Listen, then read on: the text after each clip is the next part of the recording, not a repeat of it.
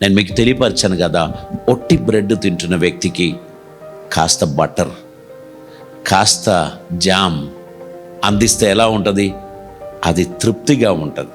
అలాగనే చేయుచున్న వారిని ప్రోత్సహించండి, దేవుని కొరకు నిలబడుచున్న వారిని ప్రోత్సహించండి. ఇలాగే నా ప్రార్థన చేసేది.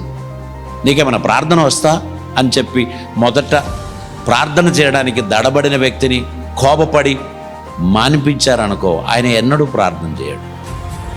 బాగా చేశావు, చక్కగా చేశావు, చెయ్యి, ఇంకా చెయ్యి 2 మాటలు అని ప్రతిసారి అలా చేశారనుకోండి, ఆ వ్యక్తి ఒక అద్భుతమైన ప్రార్థనా వీరుడిగా మారుతాడు. పాటలు పాడిన మొదటి రోజే చాలు తృప్తి అయింది అని అన్నారనుకో, ఇంకెన్నడూ నోరే తెరవదు. కనీసం వారి బాత్రూంలోనైనా పాడనివ్వండి. ఒక ఆపర్చునిటీ మంచిగుంది అని చెప్పడం ద్వారా వారు ప్రోత్సహింపబడతారు.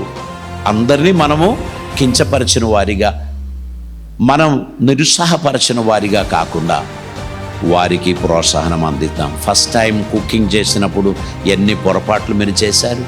ఉప్పు ఎక్కువ వేశారు, కారం ఎక్కువ వేశారు, పసుపు ఎంత వేయాలో తెలియదు కనుక కారానికి సమానం పసుపు వేశారు కదా.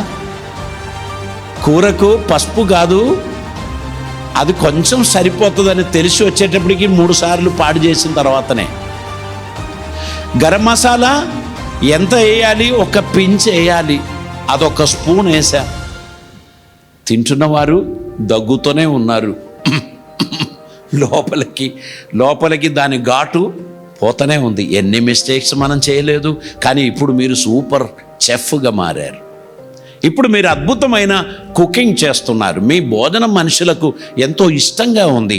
మీరు చాలా మంచిగా వంటలు చేస్తారని అర్థమైంది. ప్రతి వారు కూడా ప్రతి పనిలో నైపుణ్యత వచ్చినది ప్రాక్టీస్ ద్వారానేనండి. ఒక్కటేసారి ఫస్ట్ అటెంప్ట్లో ఎవ్వరు కూడా సక్సెస్ అవ్వలేదు. ఫస్ట్ మీకు ప్రాక్టికల్ క్లాస్ తీసుకున్న ఆ ఇంటర్వ్యూ రోజు, ఓకే ఆ పలానా 5th క్లాస్లో పోయి ఒక పాఠం చెప్పండి అని చెప్పి మిమ్మల్ని పంపించిన రోజు ఒకసారి గుర్తుపెట్టుకోండి. అక్కడ మీకు చెమటలు వచ్చింది, అక్కడ మీకు టెన్షన్ వచ్చింది, పైగా ప్రిన్సిపల్ నిలబడి ఉన్నారు, ఏం చెప్పాలి, కలవరం, షివరింగ్ ఇవన్నీ వచ్చింది.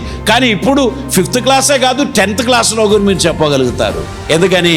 మీకు ఆ ఫియర్ పోయింది, మీకు ఆ కాన్ఫిడెన్స్ వచ్చింది. ఒక సబ్జెక్ట్ ఇస్తే దాని గురించి మాట్లాడడం ఎలాగో అనేది మీరు ప్రాక్టీస్ చేసుకున్నారు. మీ సిలబస్ ఎలా నేర్చుకోవాలి అనేది మీరు తెలుసుకున్నారు.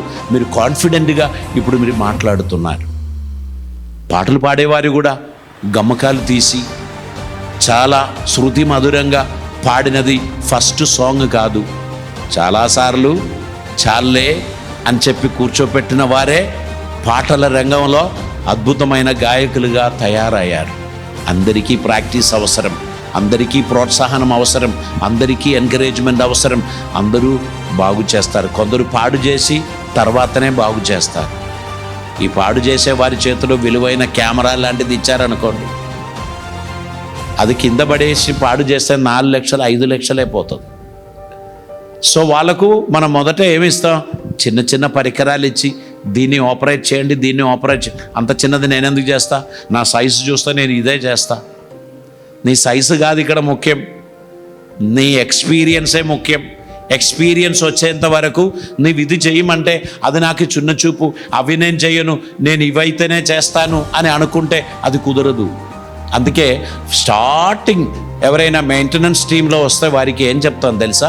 4 బాత్రూములు ఉన్నాయి, టాయిలెట్స్ ఉన్నాయి, కడిగినండి అని చెప్తాం. అది కడగడానికి ఓపిక లేనివాడు కార్పెట్ కూడా సాఫ్ చేయలేడు. ఫస్ట్ ఆఫ్ ఆల్ నీ కమిట్మెంట్ ప్రూవ్ చేసేది అప్పగించిన పనిని నమ్మకంగా చేయటమే. ఒకరు బండి తుడిచేది చూస్తే అర్థమవుతుంది ఆయన బండి కాపాడుతాడా అనేది. ఆయన బండి తుడిచినది నీట్గా ఉంటే బండి నడిపించగలడు అనేటువంటి కాన్ఫిడెన్స్ మనకు వస్తుంది. మనము ప్రతి ఒక్కరికి ప్రోత్సాహనం ఇస్తూ, హెచ్చరికలు చేస్తూ, విశ్వాస జీవితంలో పురికొల్పుతూ, వారిని ఆత్మీయతలో ఉత్తీర్ణ స్థాయిలోకి, అత్యుత్తమమైన స్థాయిలోకి తీసుకుపోవడానికి ప్రోత్సాహనం ఇచ్చినప్పుడు మనమందరము ఒక సక్సెస్ఫుల్ ఉపాధ్యాయుని వలె దేవుని కొరకు నిలబడగలుగుతాం. కొంతమందిని నిలబెట్టిన వారైతాం.